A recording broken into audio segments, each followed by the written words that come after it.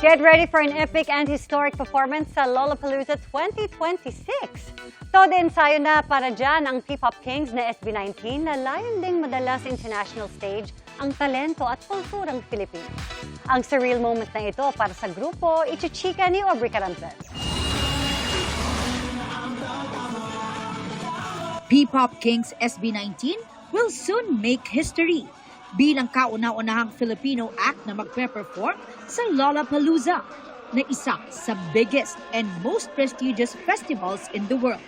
Para kay SB19 leader Pablo, surreal pa rin ang pakiramdam mula nung matanggap nila ang formal na imbitasyon at kumpirmasyon. For almost 7 years now, one of our goals is to really introduce Filipino music all over the world, and to be able to perform in the biggest stages like Lollapalooza is such a dream. Si Stel teary-eyed pangaraw nang matanggap ang balita habang nasa isang convenience store sa Japan. When they saw me and they were cheering for me, they were like, "Oh yeah, we can do this finally. It's a win for the Filipinos that finally there's a Filipino act performing for Lollapalooza." Sabi naman ni Josh at Justin, nagbunga ang ilang taong walang tigil na pagsusumikap para maiangat ang Filipino music, kaya raw puspusa na rin ang paghahanda nila para sa napakalaking milestone na ito. Right now, it's all making sense and everything's going actually fast.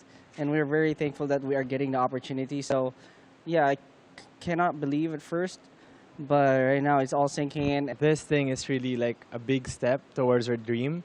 And so we shouldn't let this opportunity go to waste. So we should just do our best.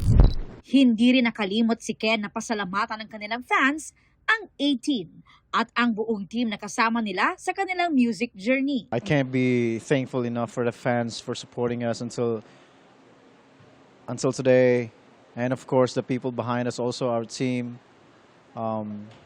everyone that keeps on supporting us from the very beginning. We're just so thankful and very, full of gratitude in our heart.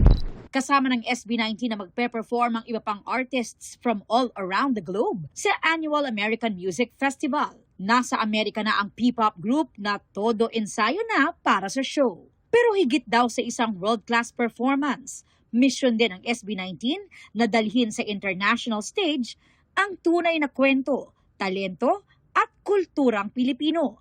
Nais rin daw nilang makapagbigay ng inspirasyon. We just have to show our authentic selves, right? We just have to be there and represent our culture. One thing's for sure is we want to inspire everyone. Hopefully, it becomes a ripple effect. It becomes one of the stepping stone where people could, dive deep in the rabbit hole and see what Filipino music and what Filipino culture is all about. Aubrey Carampel, updated sa Showbiz Happening.